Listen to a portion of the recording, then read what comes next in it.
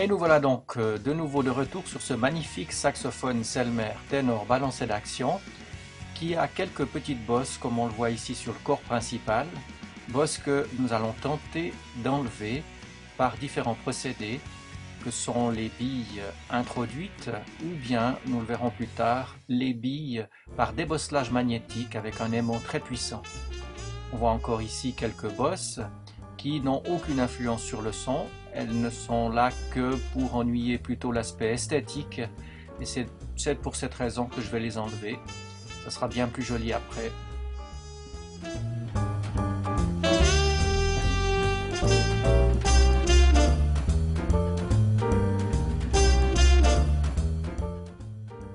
Après avoir fait le tour de toutes les bosses, je me prépare à l'introduction d'une bille dans le corps principal qui me permettra par la suite, comme vous le verrez je l'espère bien sur cette vidéo, de supprimer les bosses qui nuisent à l'aspect donc esthétique comme nous l'avons dit tout à l'heure.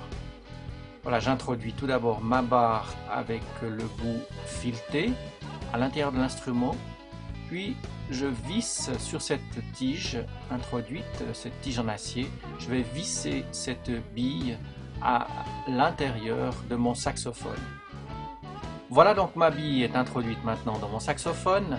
Il me reste à exercer une pression depuis l'intérieur de sorte que la bosse soit exprimée sur l'extérieur et donc de disparaître petit à petit.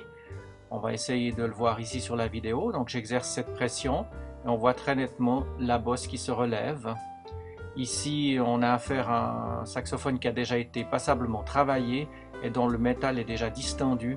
Donc difficile d'avoir une homogénéité dans la surface extérieure de l'instrument. On voit très bien ici le passage de la bille qui fait une légère marque, plutôt sur la laque, voilà. La bosse a disparu, c'est la laque qui est légèrement marquée, et ça c'est normal. C'est le film protecteur de la laque extérieure qui craquelle.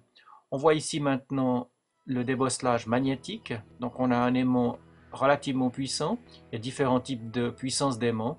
Ici c'est le moins puissant parce que je voudrais faire en sorte de ne pas rayer l'instrument et comme l'instrument est très souple à cet endroit, il m'est très facile de passer la bille et de débosseler l'instrument.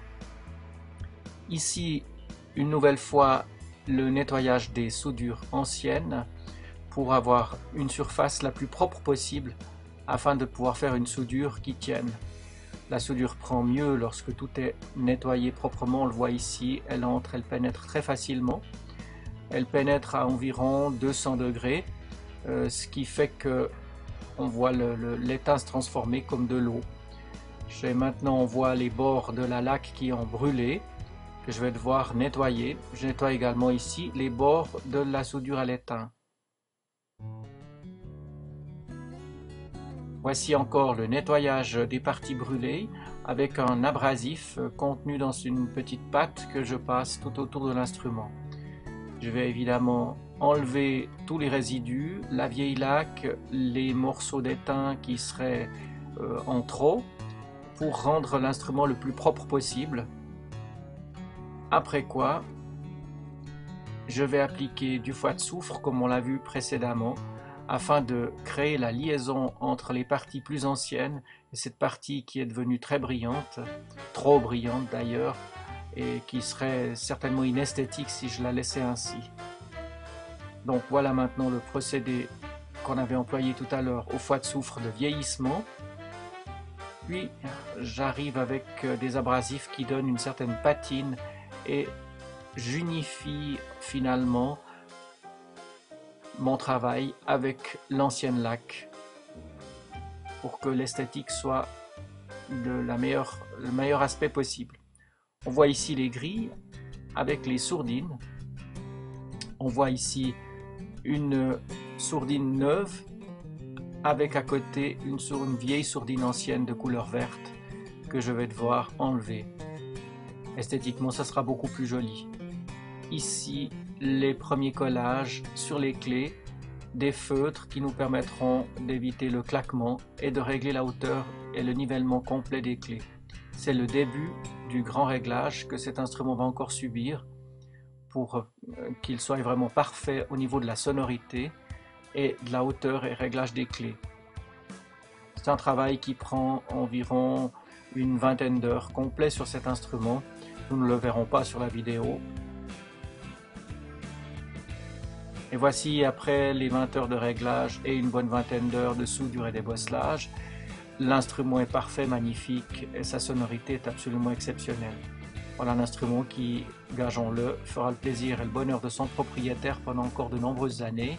Une sonorité évidemment inégalable sur un instrument de 1939, un instrument chaleureux. On voit ici maintenant les anciennes marques avec par la suite la transformation ici de la nouvelle grille.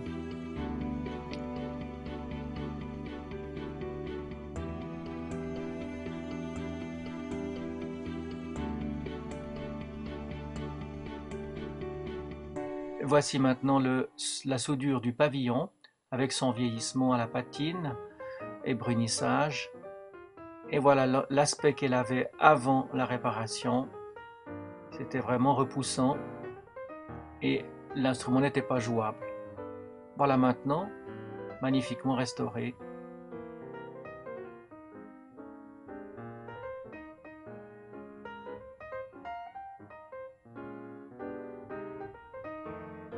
On voit ici également la soudure de l'entre-deux qui, avant sa réparation, ne tenait plus. On voit très bien une très mauvaise soudure qui avait été mal réparée.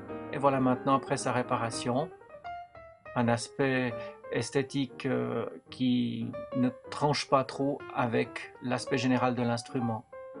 Une réparation discrète, mais néanmoins efficace. Ici, avec son réglage, ses tampons remis en état.